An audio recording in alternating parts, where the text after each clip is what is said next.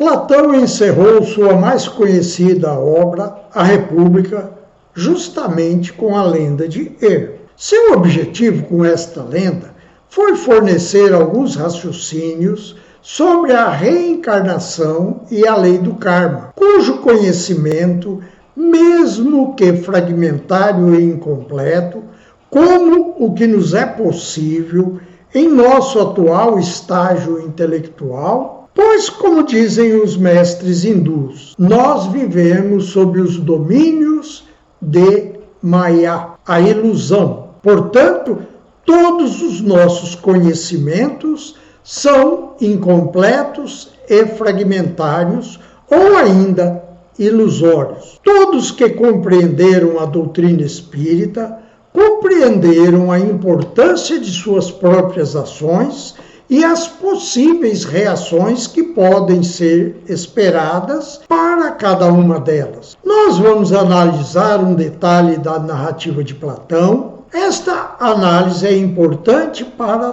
todos que começam a despertar-se para a própria realidade espiritual. Vamos à descrição da escolha feita por um espírito no momento em que determina seu próprio destino. Platão faz uma descrição mitológica do processo reencarnatório. Ele falou de modo adequado para a sua época. Veja o relato da experiência de Er. Vamos direto ao ponto do nosso interesse, em que muitos espíritos farão suas escolhas sobre a iminente reencarnação. Veja a descrição em que o mecanismo de fixação do destino de cada um é estabelecido. Platão explica com uma analogia mitológica semelhante a uma produção têxtil, em que se tece o destino. Vamos às palavras de Platão. Ele diz: o próprio fuso gira sobre os joelhos da necessidade. Vamos aqui a um parêntese. Com os fusos, Platão fornece um mecanismo físico para o raciocínio possível naquela época. Voltemos ao texto. No alto de cada círculo está uma sereia que gira com ele, fazendo ouvir um único som, uma única nota. E estas 8 notas compõem em conjunto uma harmonia. 3 outras mulheres, sentadas a intervalos iguais, cada uma num trono, as filhas da necessidade, ou seja, as moiras, vestidas de branco, com a cabeça coroada de grinaldas. Elas cantam, acompanhando a harmonia das sereias, e são 3. Láquesis canta o passado, Cloto o presente e Átropo o futuro. E Cloto toca de vez em quando com as mãos direitas no círculo exterior do fuso para fazê-lo girar, enquanto Átropo com a mão esquerda faz girar os círculos interiores. Quanto a Láquesis, toca alternadamente nos primeiros e nos outros, com uma e outra mão. Vamos aqui a um parênteses. Veja que Láquesis, que canta o passado, atua sobre o que faz as outras duas, ou seja, o presente e o futuro, mostrando a importância do passado na construção do presente e do futuro. Voltemos ao texto. Assim, quando chegaram, tiveram de se apresentar imediatamente a Láquesis. Antes disso, um hierofante os pôs em ordem, depois, tirando dos joelhos de Láquesis destinos e modelos de vida, subiu a um estrado elevado e falou assim: declaração da Virgem Láquesis, filha da necessidade. Almas efêmeras, ides começar uma nova carreira e renascer para a condição mortal. Não é um gênio que vos escolherá, vós mesma escolherei o vosso gênio. Que o primeiro designado pela sorte seja o primeiro a escolher a vida, que ficará ligado pela necessidade. A virtude não tem senhor. Cada um de vós, consoante a venera ou a desdenha, terá mais ou menos. A responsabilidade é daquele que escolhe. Deus não é responsável. A estas palavras lançou os destinos e cada um apanhou o que caíra perto dele, exceto ele, porque não lhe foi permitido.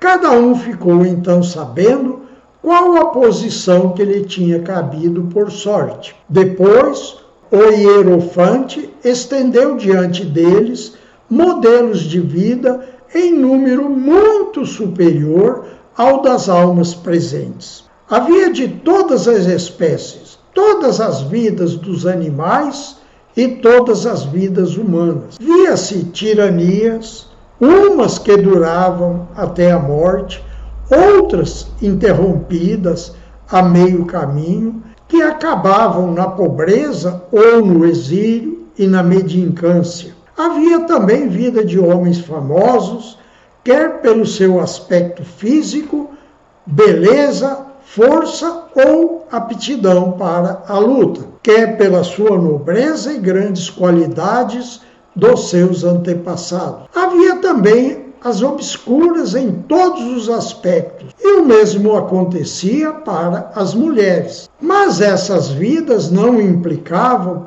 nenhum caráter determinado da alma, porque esta devia, por lei, mudar consoante a escolha feita. Observe que, uma vez estabelecida a condição da nova reencarnação, o caráter da alma mudava de acordo com a escolha feita. Este é um dos pontos que interessam ao nosso estudo. Voltemos ao texto. Todos os outros elementos da existência estavam misturados com a riqueza, a pobreza, a doença, a saúde e também os meios termos entre eles. Parece que é aqui, Glauco, que reside para o homem o maior perigo. Agora eu digo, preste muita atenção ao que se segue. Aqui está a razão porque cada um de nós, pondo de lado qualquer outro estudo, deve, sobretudo, preocupar-se em procurar e cultivar este, ver se está em condições de conhecer e descobrir o homem que lhe dará a capacidade e a ciência de distinguir as boas e as más condições e, na medida do possível, escolher sempre as melhores. Tendo em mente qual é o efeito dos elementos de que acabamos de falar, tomados juntos e depois em separado, sobre a virtude de uma vida, conhecerá o bem e o mal que proporciona certa beleza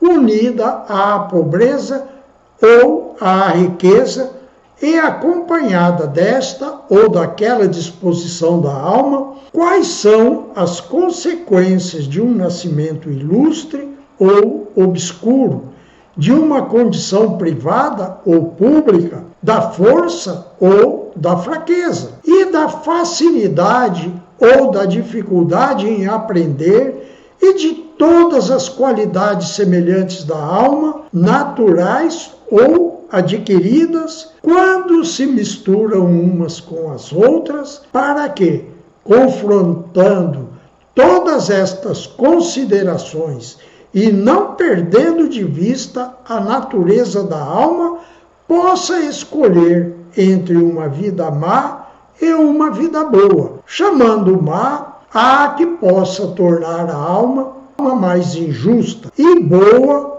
a que a torne mais justa, sem atender ao resto. Na verdade, vimos que, durante esta vida e depois da morte, é a melhor escolha que se pode fazer. É preciso defender esta opinião com absoluta inflexibilidade antes de descer ao Hades, para que também lá Não se deixe deslumbrar pelas riquezas e pelos miseráveis objetos desta natureza. Não se exponha lançando-se sobre tiranias ou condições afins, causando, assim, males sem número e sem remédio, e sofrendo, por conseguinte, outros ainda maiores, para saber, pelo contrário, escolher sempre uma condição intermediária e evitar os excessos nos dois sentidos, nesta vida, tanto quanto possível, e na vida futura, porque a isso se liga a maior felicidade humana. Pois bem, vamos raciocinar. Segundo o relato do mensageiro do além, o Hierofante dissera, ao lançar os destinos, mesmo para o último a chegar, se fizer a escolha sensata e perseverar com ardor na existência escolhida, há uma condição agradável e não má, que o primeiro a escolher não se mostre negligente e que o último não perca a coragem. Quando acabou de pronunciar estas palavras, disse ele, aquele a quem coubera o primeiro destino, escolheu de imediato a maior tirania e, arrebatado pela loucura e avidez, apossou-se dela sem prestar a devida atenção ao que fazia. E não viu que o destino implicava que o seu possuidor comeria os próprios filhos e cometeria outros horrores. Mas, depois de cair em si, bateu no peito e deplorou sua escolha, esquecendo os avisos do Hierofante, pois que, em vez de acusar a si mesmo por seus males, voltava-se contra a sorte, os demônios e tudo o mais. Era um dos que vinham do céu. Tinha passado a vida anterior numa cidade bem policiada e aprendido a virtude por hábito e sem filosofia. E pode afirmar-se que, entre as almas assim pegas, as que vinham do céu não eram as menos numerosas, porque não tinham sido postas à prova pelo sofrimento. Pelo contrário, a maior parte dos que chegavam à terra haviam sofrido e visto sofrer as outras. Não se precipitavam na escolha. Daí que, como dos acasos do sorteio, a maior parte das almas trocasse um bom destino por um mau, e vice-versa. E assim, se sempre que os homens nascessem para a vida terrestre, se dedicassem salutarmente à filosofia e o destino não os convocasse a escolher entre os últimos, parece, segundo o que se conta do além, que não só seriam felizes neste mundo, mas para o outro, e o regresso se faria não pelo rude caminho subterrâneo, mas pela via unida do céu. O espetáculo das almas que escolheram a sua condição, acrescentava ele, valia a pena ser visto, porque era digno de dó, ridículo e estranho. Com efeito, era segundo os hábitos da vida anterior que, a maioria das vezes, faziam a sua escolha. O objetivo da escolha deste texto foi mostrar a importância do estudo e o conhecimento da filosofia na formulação do nosso destino e compreender por que, no livro dos Espíritos, temos uma questão que nos aconselha a estudar as filosofias ancestrais. Prestem atenção. Observe a situação daquele que viveu de modo semelhante ao que faz a maioria dos espíritas, que vivem como gado e desejam apenas se manterem junto da manada, como não cometem crimes que possam ser compreendidos com facilidade, acabam voltando ao mundo espiritual em condições mais favoráveis, apesar de carregarem a ignorância que pode se manifestar de modo terrível, como o exemplo fornecido por Platão, em que o indivíduo fez uma escolha infeliz. Raciocine. Nós já vimos em estudos anteriores as palavras de Gubbio em que explica que os encarnados vivem em 3 níveis de consciência. Portanto, nossas ideias a nosso próprio respeito podem estar muito diferentes da realidade. Raciocinem enquanto podem mudar o destino que está construindo para si mesmo. No próximo vídeo, para continuarmos com informações deste livro, Libertação, veremos a reencarnação de um espírito que atua na liderança dos rebeldes há muitos séculos. Veremos o projeto de reencarnação para Gregório, que à primeira vista é muito estranho. Aguarde o vídeo.